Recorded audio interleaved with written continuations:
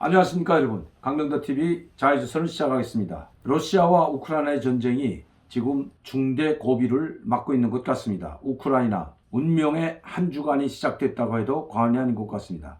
왜냐하면 지금 러시아가 우크라이나를 향해서 총공격을 시작했기 때문입니다. 키이우 주변을 무차별 폭격했던 러시아가 모든 역량을 돈바스 지역, 즉 우크라이나 동남부 지역으로 집중하고 있다고 합니다. 또한 이 동남부 지역의 이 전선의 길이가 약 470km에 달한다고 합니다. 우리 군사분계선상 거리가 약 400km에 달한다면 우리 동서해를 가로지르는 군사분계선과 같은 이런 엄청난 전선을 형성하고 있다는 거죠. 자, 이렇게 전선이 길면 길수록, 전선이 넓어지면 넓어질수록 불리한 것은 러시아보다 우크라이나가 더 불리할 것으로 보여집니다. 왜냐하면 우크라이나 군대와 전략 물자는 한계에 있기 때문입니다. 그러나 러시아는 엄청난 전략 물자와 병사들을 새롭게 중강하고 새롭게 보충하면서 무자비한 공격을 감행하고 있는 것 같습니다. 외신 보도에 의하면 러시아군이 우크라이나 돈바스에 대한 총공세를 개시한 가운데 돈바스를 포함한 우크라이나 동부 지역에 수십 차례 공습을 가했다고 19일 러시아 국방부가 밝혔다고 합니다. 러시아 국방부는 돈바스 일부 지역에서 미사일의 13개 진지를 타격했으며 동부 전선에서 가까운 마을을 포함해 60여 개의 군사 자산을, 군수공장을 비롯한 이 군 진지를 타격했다는 보도를 하고 있습니다. 세르게이 쇼이구 러시아 국방장관은 우리는 도네츠크 및 루안스크 인민공화국을 해방시키려는 계획을 점진적으로 실행하고 있다며 우리는 평화로운 삶을 회복하기 위한 조치를 취하고 있다고 밝혔다고 합니다. 평화로운 삶을 위해서 공격했다고 합니다. 루안스크 공화국과 도네츠크 공화국, 이것은 러시아만이 인정해준 공화국이지 뭐 유엔에서 인정해주거나 우크라이나 전 세계 어느 한 곳도 이 루안스크와 도네츠크 공화국을 인정해준 나라가 없습니다. 유일하게 러시아가 국회를 열어서 바로 두 공화국을 인정해줬죠. 공화국을 인정해주자마자 이 루안스크와 도네츠크 공화국을 보호한다는 명명 아래 우크라이나를 침공했던 것입니다. 그러나 이 루안스크와 도네츠크 지역만 공격한 것이 아니라 우크라이나 전 전선에 걸쳐서 공격을 시작했기 때문에 이것은 루안스크 지역과 이 도네츠크 공화국에 대한 이 해방이라는 것은 러시아의 억지로 만든 명분에 불과하다는 겁니다. 만에 하나 실제로 이 돈바스 지역에 살고 있는 러시아의 사람들을 보호하려고 했다면, 그 보호하려고 전쟁을 일으켰다면 돈바스 지역에 국한시켜야 되지만 푸틴의 목적은 그것이 아니었습니다. 이것은 명분에 불과한 것이고 우크라이나를 전면으로 공격함으로써 블라디미르 젤렌스키 대통령을 굴복시키든지 아니면 그를 권좌에서 축출하고 친노 우크라이나를 만들려고 했던 것입니다. 그것이 우크라이나 수도 키이우 공격에서 실패를 당하자 다시 작전을 바꾸어 돈바스 지역, 즉 친노 반군이 있는 이 루안스크와 도네츠크 지역을 먼저 점령하고 이들과 합세해서 우크라이나를 공격하려는 그런 시도를 가지고 있다는 것을 이미 젤렌스키 대통령이 밝힌 적이 있습니다. 그리고 마리우폴 시의 90% 건물을 초토화시켰습니다. 이제 남은 것은 바로 제철소 하나 남았다고 합니다. 이 제철소에 남아있는 약 2,500명의 우크라이나군이 마지막 병사들이라고 합니다. 마지막 항전을 지금 이 제철소를 근거지로 해서 러시아군과 힘겹게 고전하고 있는데 이것도 이제 얼마 안 있으면 아마 점령당할 것 같습니다. 여기에 이 제철소에 러시아군은 지금 무차별적인 폭격을 가하고 있기 때문에 뽕크스타라블리우는 대형 폭탄까지 투하하고 있는 실종이기 때문에 오래갈 것 같지 못합니다. 얼마나 더 버틸 수가 있을까요? 이렇게 마리우폴은 루간스크나 도네츠크 지역과 전혀 상관이 없지만 마리우폴은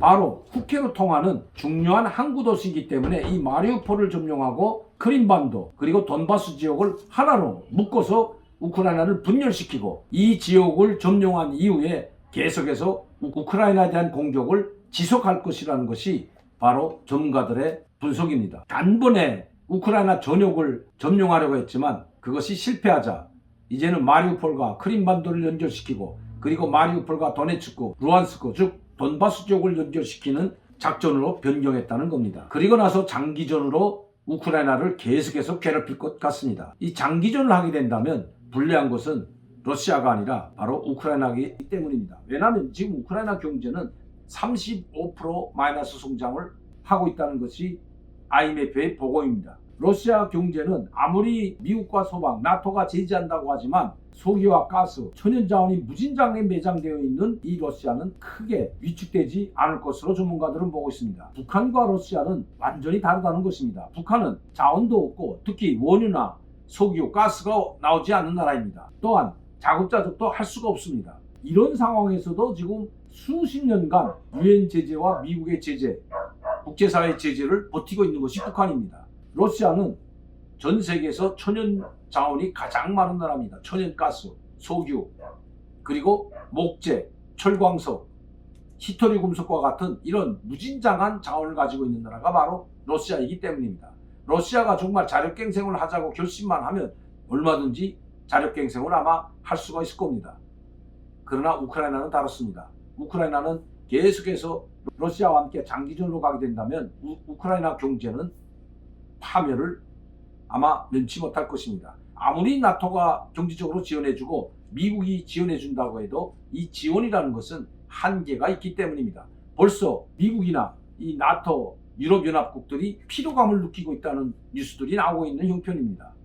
언제까지 이렇게 우크라이나의 군사적 지원과 경제적 지원을 계속해야 되는지 의문을 가질 뿐만 아니라 이 피로감이 쌓이게 되면 이 나토 회원국이나 유럽연합국, 미국의 국민들까지도 불만이 나올 수가 있기 때문입니다. 아마 푸틴 대통령 그리고 러시아 정부는 우크라이나의 이러한 약점을 알고 있을지도 모릅니다. 그렇기 때문에 키우에서 전략적으로 후퇴해서 이 돈바스 지역의 총용량을 집중해서 돈바스와 마리우폴, 크림반도를 하나로 엮고 그리고 그 지역을 점령함으로써 우크라이나를 둘러 갈라놓고 장기전으로 가려고 한다는 것이 바로 푸틴의 계획이라는 것입니다.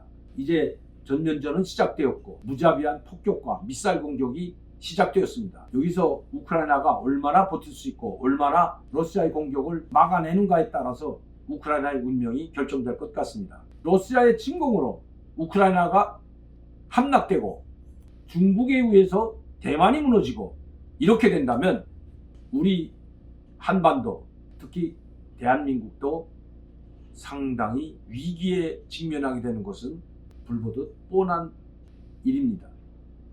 결코 그렇게 되지 않도록 지금부터 우리는 만단의 준비를 갖춰야 합니다.